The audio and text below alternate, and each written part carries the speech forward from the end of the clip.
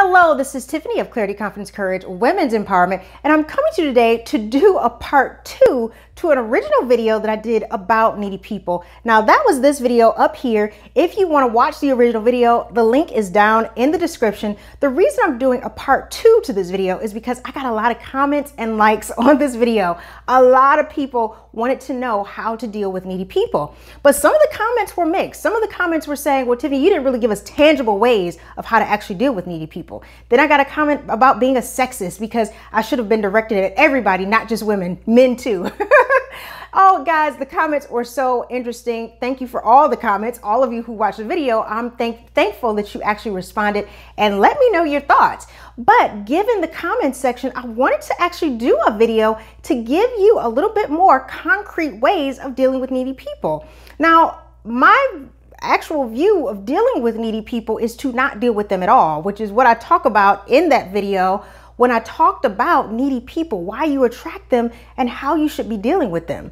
The answer is don't deal with them. However, in looking at the comments and talking to people, I realized, that's not how everyone is made. That's not how everyone deals with needy people. So I needed to do a video specifically about giving 5 tangible ways of dealing with needy people. So that is what this video is about. It is 5 tangible ways of how you can deal with a needy person or a needy group or needy people.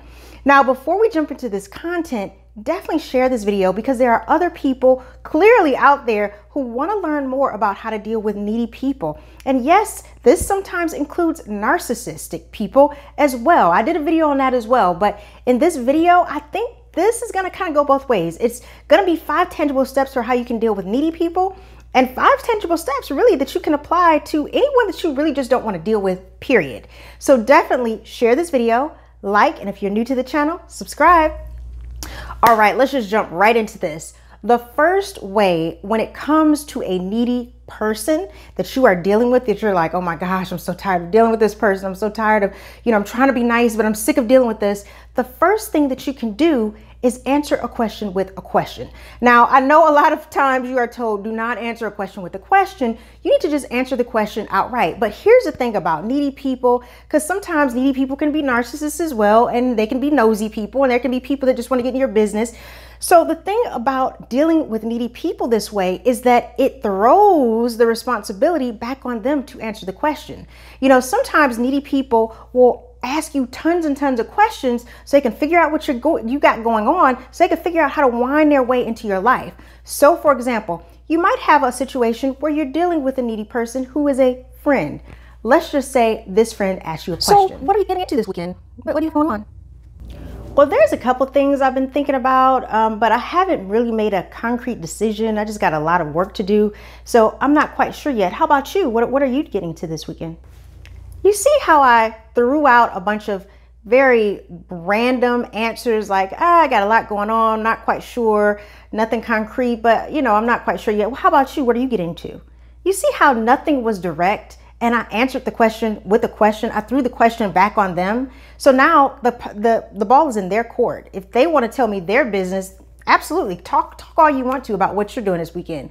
But I'm not going to let you know what I'm doing this weekend. Maybe I have plans. Maybe I have a friend I'm going out with and I don't want to invite you. Maybe I have family I want to spend time with and I don't want you there. This is how needy people get inside your schedule. They try to figure out what you're doing. They try to wind their way in so they can easily come back and say, well, I would love to go out. I'm not doing anything this weekend. You think I can come along? Don't let them do that. Say, I haven't made any decisions yet. How about you? Make it very short and to the point. You don't have to be nasty about it. You don't have to be mean about it. But the point is, if you really want a tangible way of knowing how to deal with a needy person, the first step, answer a question with a question. Now, the second way of dealing with a needy person, deflect and redirect.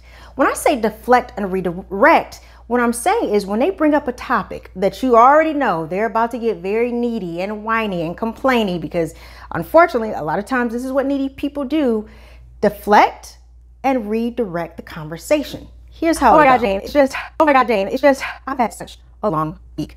It's just been so stressful at work. I know I talk about work a lot, but it's just been so hard for me because I am suffering. I'm just going through so much. Oh, wow. Oh, that's too bad. I know I have been extremely busy at work. They got me doing so much work. I'm working on this new project. Speaking of a new project, how about this new project that I'm working on? Remember I was telling you about that new clothing company? How about the lady that owns that clothing company is actually, this project is what I'm working on. Her clothes are so amazing. I love the way they fit. I love the clothes, how they feel. Oh my gosh, the next time we go shopping, we totally need to look at her new brand. You see how I did that? You see how I took something as simple as her complaining about her job, which she always complains about her job, her complaining about her job, to talk about my job, a project I was working on, and then I connected it to some clothing brand that we had talked about before. Oh my gosh, we should go to that store. You see how that works? You deflect and you redirect. You deflect from the drama and you redirect to something fun and light and positive. Here's the thing, ladies, when it comes to, and gentlemen, when it comes to needy people, they're always going to want the attention on them. They're going to find something to complain about. They're going to find something where you can reach out and say, oh, it's okay. Let's talk more about your horrible job and let's commiserate. Don't do that. It's a trap. Don't fall for the trap, okay? A tangible way is to deflect from what they're saying and redirect. And I know some of you are like, Tiffany, that's so insensitive. Hey, you're dealing with a needy person. Trust me when I say sometimes you got to get insensitive. The third way to deal with a needy person is be unavailable. I cannot say this any clearly. Be unavailable. You're busy. That's it. You're busy. This is how that looks. My goodness, I have so much to do. You know, are you available to pick my son up from school? I know I've asked like some time, and you've been doing a lot lately. And just gonna pick him up next week. Just a couple days. I mean, I could do it, but no, I gotta get my nails done, I gotta get my hair done. Would you be able to pick him up for me? Oh, I'm not gonna be able to do it. Unfortunately, I'm unavailable. You see how simple that was? I'm unavailable. You don't even have to tell them why you're unavailable. And if they keep prodding why, go back to number one and answer a question with a question. Why do you want to know? Why is it important to you? Answer a question with a question. So not only can you be unavailable, you can use the other steps to then deflect and redirect why you are unavailable and why they don't need to know about it. The fourth thing that you can do as a tangible way to deal with needy people is don't answer the phone and don't immediately reply to text messages. Again, I know you're thinking, wow, Tiffany, that's so mean, but it's not mean. Not when you're trying to when you're dealing with a needy person and you don't want to be bothered. You have a right to set up boundaries. And trust me, this one is extremely important because when needy people see that you are not answering your phone all the time and dropping everything you're doing as soon as they call, they're going to get to the point where they're like, well, if I call her, she's busy. I know she has a full calendar because last couple times I called her, she didn't respond and she only talks to me now once every couple months because she's so busy. I promise you, when you stop answering the phone, they will find someone else to call. You are not the only one who they use in order to get what they want. Needy people are very good at figuring out the people that they can use in order to get what they want. So here's what that looks like. Gosh, I wonder what she's got going on. Gosh, I wonder what she's got going on. She probably has anything going on. She never has anything going on. What is going on? Why is she answering the phone? Oh. Okay, let me text her.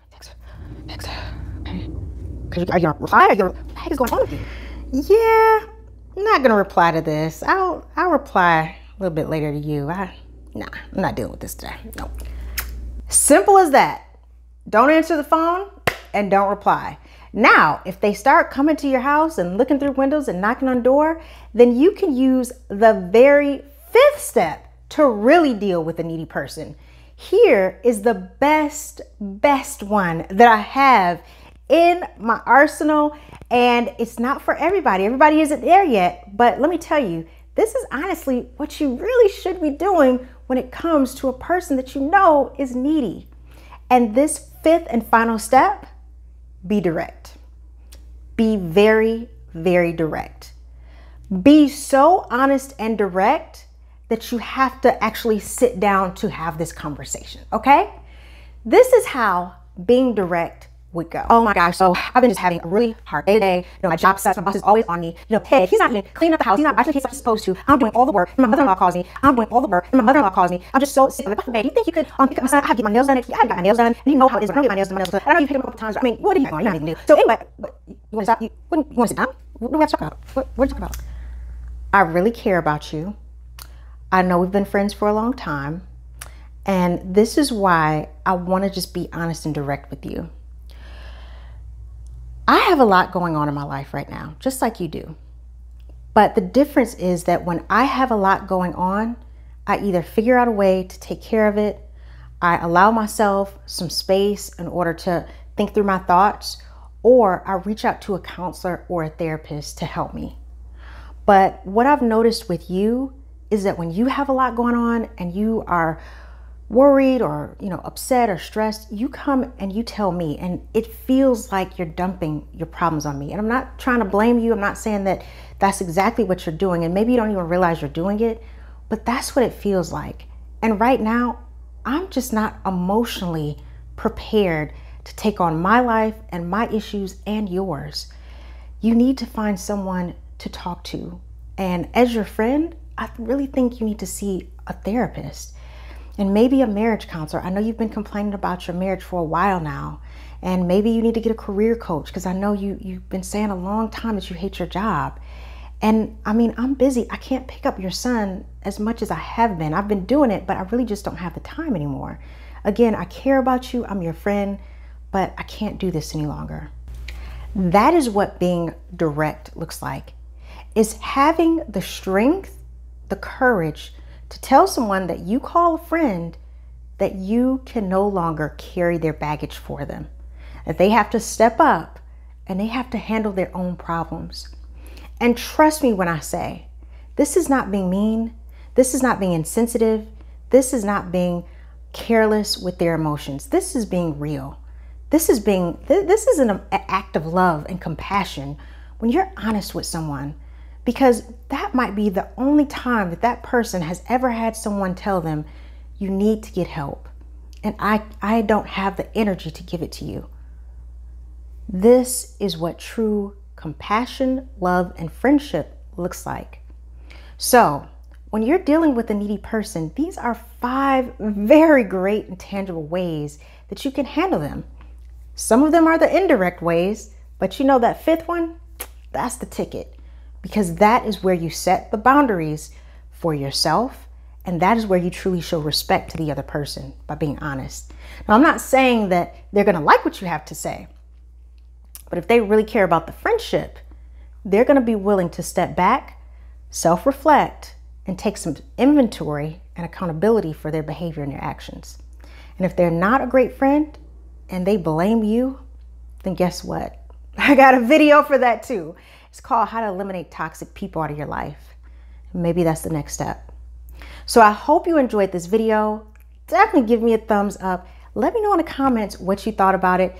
And for those of you who watched my original video, please watch this video again and definitely let me know in the comments what you thought about it.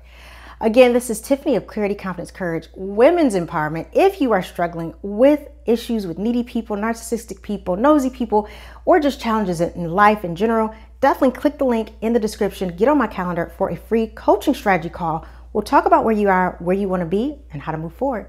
All right, I'll talk to you soon. Bye.